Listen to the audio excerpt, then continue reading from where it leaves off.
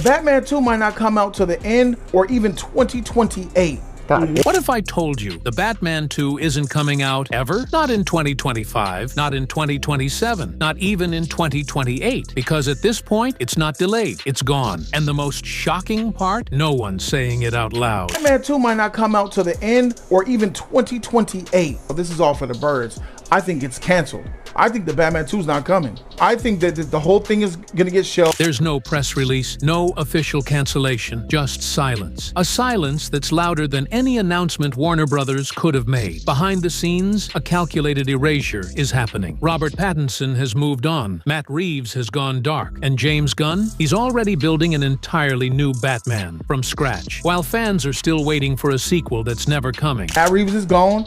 The Batman 2 should be scrapped and canceled. But this isn't just a story about one movie getting lost in development. This is a story of betrayal, of broken promises, of a studio more obsessed with rebooting its brand than honoring the creators and fans who built it. Because the Batman 2 didn't just stall out due to scheduling conflicts. It was quietly buried, locked in a vault of red tape, and wiped by a corporate strategy that values control over creativity. Matt Reeves finally got at me and told me about what's gonna happen with the Batman 2, and I'm really happy about. This is the full story they don't want you to know. Let's start with what we do know. The Batman, released in 2022, was a massive success, both critically and commercially. $770 million at the box office, an 85% Rotten Tomatoes score, universally praised performances. A sequel was inevitable, right? Except it never happened. That's it for the Batman as far as I'm concerned. We're just waiting at this. Since that release, we've seen zero real updates from Warner Brothers. No casting news, no filming schedule, no teaser, not even a logo. And now, something big just made that silence impossible to ignore. Robert Pattinson, the man under the cowl, has officially signed on to star in Dune 3, a project scheduled to film from mid-2025 through the end of the year. That means there is literally no way he could film the Batman 2 before 2026, at the absolute earliest. Best case scenario, a release in 2027. More realistically, 2028. That's 6 years after the original. Now, let me ask you, what major studio lets a billion-dollar franchise collect dust for 6 years between sequels and says nothing? The answer is simple. One that doesn't plan to continue it. And it gets worse. In a recent DC fan livestream, longtime insiders didn't beat around the bush. One of them said it flat out. I think the Batman 2 is not coming. I think the whole thing is getting shelved. Not delayed, shelved. That's not fan speculation anymore. That's industry resignation. A white flag being quietly waved by the same people who've championed this franchise for years. And what's the official word from Warner Brothers? Nothing. No tweet. No denial. No comment. They want this story to fade in the shadows, quietly. But we're not going to let that happen, because this isn't just poor communication, it's a pattern. If you've been following DC's reboot saga, you already know who's now steering the ship. James Gunn and Peter Safran. When they were appointed to lead the newly restructured DC studios, it came with a bold promise, a unified vision, a complete reset. Translation? Everything that didn't fit their new puzzle was suddenly expendable. And at the top of that list, Matt Reeves' gritty, noir-inspired Gotham. Despite Gunn publicly stating that certain Elseworlds projects, like Joker and the Batman, would continue alongside his new DC universe, the reality paints a much darker picture. Joker 2 got fast-tracked. The Batman 2 blacked out. No timeline, no marketing, no momentum. Why? Because it doesn't fit. You see, Gunn already has a new Batman in the pipeline, the star of his upcoming Brave and the Bold. This isn't just another Batman story, it's a replacement, a reboot of the reboot. A younger Bruce Wayne, a kid's sidekick, a brighter tone, all part of Gunn's long-term plan to build a tightly connected cinematic universe. But here's the real kicker. He's not positioning this as an alternate universe. He's not celebrating diversity of storytelling. He's quietly phasing out Reeves' Batman, erasing it without saying the words. And as for Matt Reeves, insiders say he's been effectively sidelined. Despite signing a multi-year production deal with Warner Brothers, that contract doesn't give him final say. It just means he's attached, not empowered. His vision of Gotham, raw, slow-burning, character-driven, isn't marketable enough for the new regime.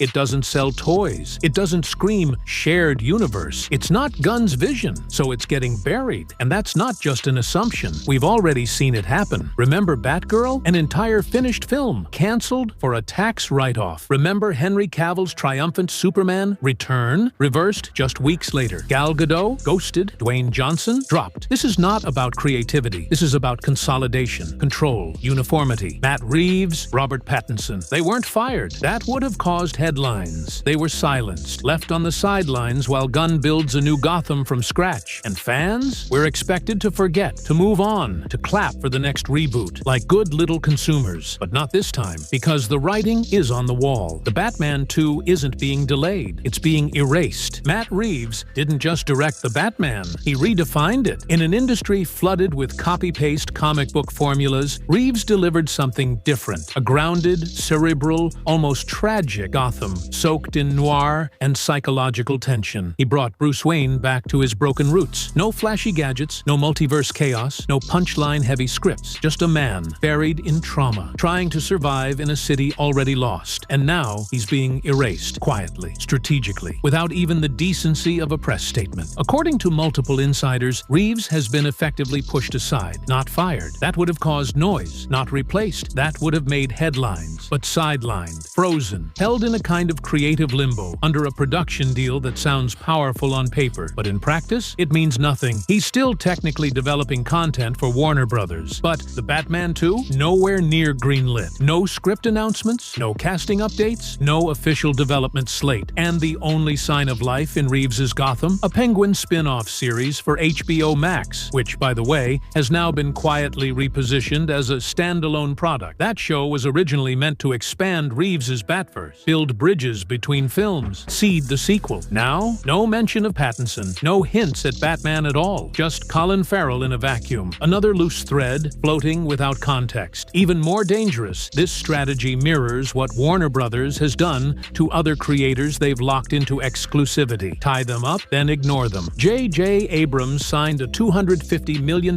deal with Warner Brothers to develop multiple DC projects. Constantine, Zatanna, Justice League Dark. Where are they? Ghosted and ignored. Same playbook. Tie the visionary down, then destroy the vision. And Reeves? He's gone completely silent. No tweets, no interviews, no updates, not even a vague hint that the Batman 2 is still alive. Think about that. For a director whose first Batman film grossed over $750 million, you'd expect at least something. A teaser, a quote, a status update, but instead, just silence. Because that's what happens when your vision no longer fits the plan. And in that silence, the message becomes deafening. The Batman 2 isn't a priority. It's a liability. Now, let's talk about Robert Pattinson, the man who brought a fractured, rage-fueled Bruce Wayne to life in a way no actor had ever dared. He didn't bulk up like Bale. He didn't wink at the camera like Clooney. He didn't go full action figure like Affleck. He gave us something raw, intimate, human, and now he's gone. Not with a headline, not with a farewell post, but with a quiet, strategic career pivot, one that says everything without saying a word. In a move that blindsided fans, Pattinson signed on to star in Dune, Part 3, with production locked in from mid-2025 through the end of the year. That timeline completely eliminates any chance of filming The Batman 2 before late 2026. And by then, the DC landscape will be unrecognizable. There won't be a Reeves Gotham to return to. There won't be a trilogy in motion. There will be a new Batman, a new Bruce Wayne, and a new creative direction that no longer includes him. But make no mistake, this isn't just a scheduling conflict. It's a deliberate move. According to multiple sources close to the actor's camp, Pattinson has grown disillusioned with the franchise, burned out, frustrated, not just with the character, but with the lack of vision. No filming date, no script, no roadmap. And after all the sweat and emotional strain he poured into the first film, the silence from Warner Brothers felt like betrayal. So when Denis Villeneuve came calling, offering a role in a meticulously crafted sci-fi epic with a clear plan and a passionate director, Pattinson didn't hesitate. He took the exit. And who could blame him? This wasn't just a casting decision. It was a breakup, a clean, quiet departure from a franchise that no longer made him feel seen, valued, or secure. And yet, even now, Warner Brothers won't say a word. No acknowledgement, no clarification, no gratitude. They'd rather let the fans connect the dots, slowly, painfully, than admit they've lost the lead of one of their most successful modern superhero films. And that silence? It's not just disrespectful to Pattinson, it's disrespectful to you, the fans who showed up in theaters, who spread the word, who supported a Batman that wasn't selling toys or punching through walls, but unraveling emotionally in a crime-ridden alley. Pattinson gave everything, and Warner Brothers gave him the cold shoulder, just like they did to Cavill, just like they did to Gal, just like they did to Batgirl. This is a pattern, and the Batman 2, it's just the next casualty. If all of this sounds outrageous, the silence, the sidestepping, the vanishing act, that's because it is. But here's the truth. Nobody at Warner Brothers